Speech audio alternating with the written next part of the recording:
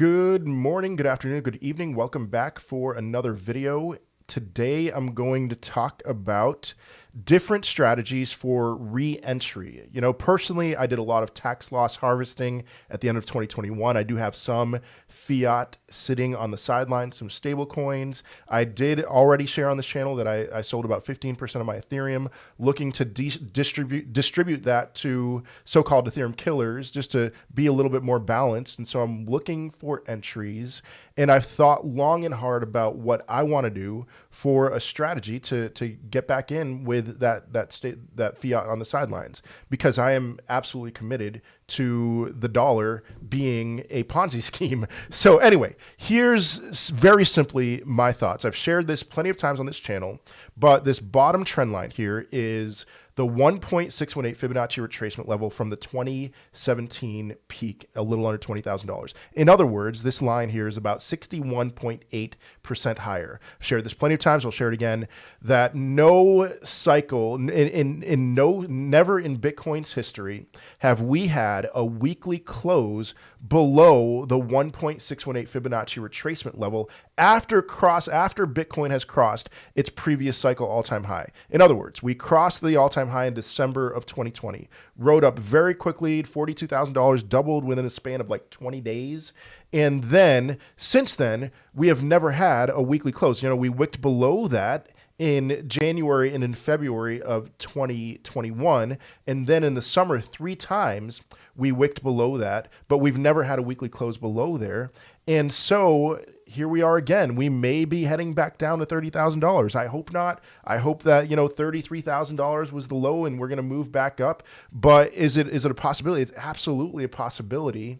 And so I want to see us hold this level as support again if we go down that low. And so if I start seeing, let's say we wick below $30,000, and I start seeing the same thing that we saw in July, I'm gonna go in, I'm gonna dive in, I'm gonna take a chance, and I'm mostly going to, maybe, I don't know, 50%, but maybe even more than that, maybe 75% of the stable coins that I have sitting on the sideline, I'm just gonna put it right back in Bitcoin, Litecoin, Ethereum, Cosmos. Definitely want more Cosmos.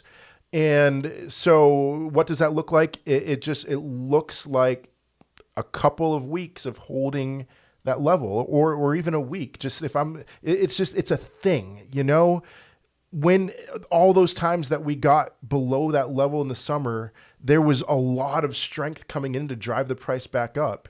And I would expect something, I very much would expect something similar to happen this time again. We're in this channel, I showed you the sine waves on Saturday, and I would expect that this would be the bottom here. But let me share with you the bearish scenario. There is a point, if we go to a certain level, unfortunately, I'm going to turn in to a pretty strong bear, and I'm going to set ultra low limit orders. And so what is that? All right, let's say this thing that has never happened in Bitcoin's history happens, and we have a weekly close below $30,000. It's a little under $30,000, just essentially below $30,000. If we have a weekly close below $30,000, this one thing in my mind. It's like, let's just get it over with. And what do I mean by it? What is it? Let's just get it over with. Well, my eyes would be on the 200-week simple moving average. Again, I don't think this is going to happen. I forgot to throw out this disclaimer at the beginning. I want to say this right now. There is no scenario that I'm going to lay out to you right now that would make me think that $69,000 was the peak. If we go to the 200-week simple moving average, if we go to Richard Hart's prediction of $12,000 Bitcoin, we have too much time left before the next halving. That I would still be 100% convinced, not 100%, I'm never 100%, 90% convinced that $69,000 wasn't the top.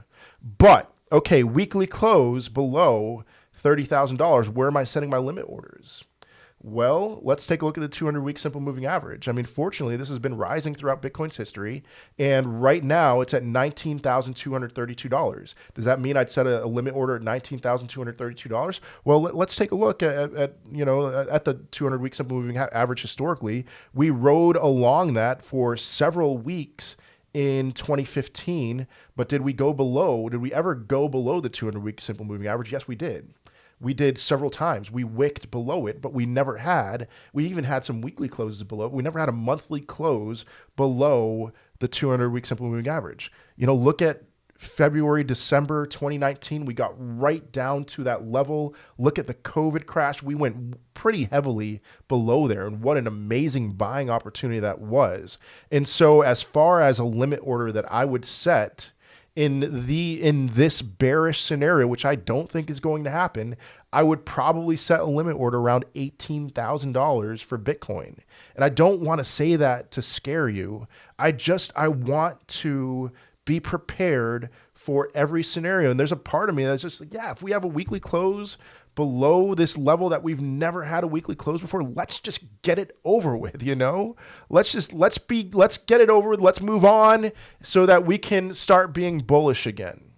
I would be an uber bull at $18,000. I mean, obviously, it's like, I'm not going to be one of those people who's like, Bitcoin's dead. Never, never, ever, ever. So what would cause a crash below, we get below that $30,000. We have a weekly close below there. What would cause us to go down to $18,000? That is quite a correction even further. And this is what I'm looking at here. First, it's a realized price distribution where people have sold Bitcoin in the past. We have a heavy level of support at $33,000. I really hope this holds. If we break through this, I'm not saying that we're going down to $18,000, but look at between $30,000 and then what, 20,000, 19.5, it's air. And why is that? It's simply this. Look at how little time we spent in the 20s historically in Bitcoin's history. We spent about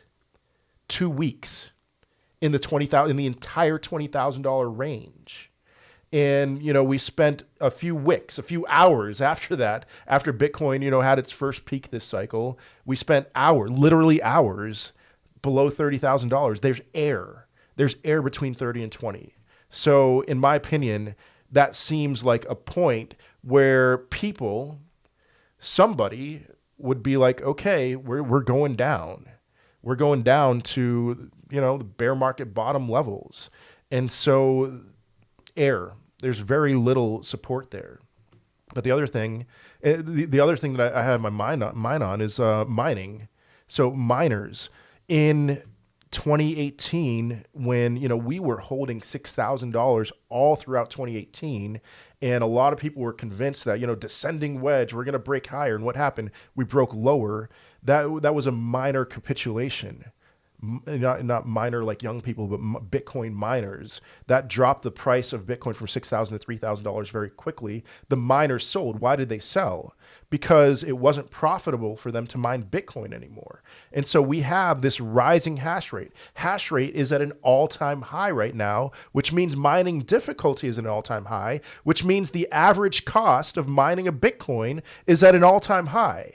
And so what happens if miners are no longer profitable is, does that mean it's entirely different right now, the level of conviction that long-term holders and miners have. So take this with a massive grain of salt, but there's a point where it's like, well, we're going to sell our Bitcoin to pay our bills.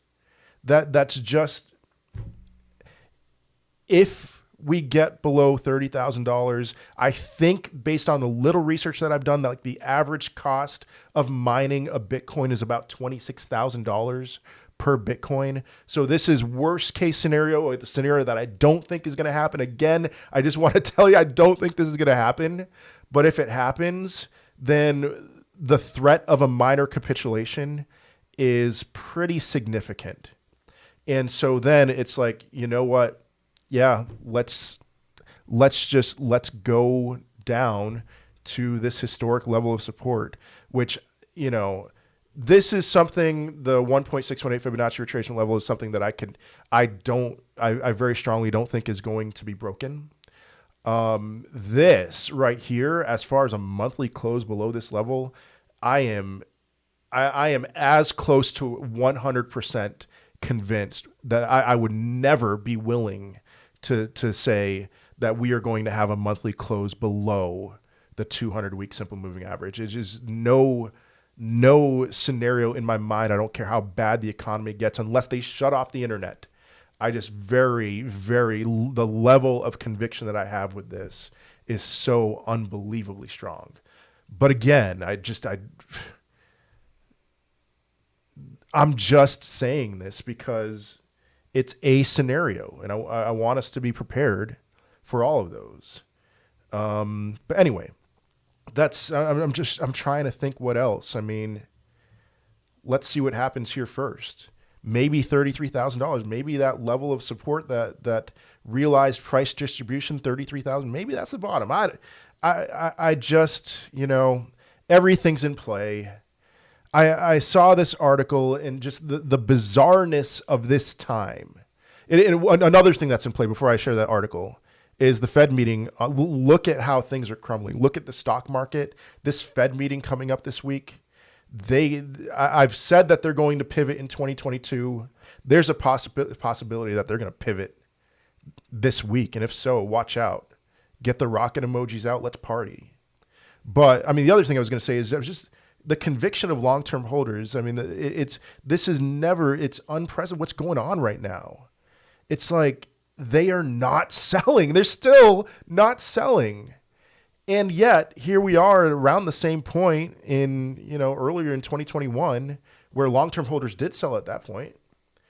But short-term holders, what they're doing, they're buying, they'll buy at $38,000, for example, and then they'll sell at $34,000. And that's the market price. And so that's what's driving price action right now, is just short-term holders have very little confidence. And just the level of confidence between short-term holders and long-term holders is out of this world right now.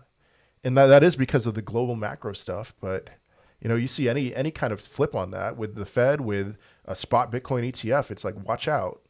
So I know that these are scary times to be in. Gotta be careful, as my friend Nicholas Baxter, who comments on the live streams, often says, don't invest more than you can afford to lose. He says loose instead of lose. Let's see what happens over the short term. And if I start seeing positive things here around this $30,000 level, if we even get there, which is not a given, then I'm going to be pretty heavy in. And I think it's going to end up paying off. So, all right, that's all I have for today. Have a great day, great rest of your week. I will certainly be seeing you in another video. Peace.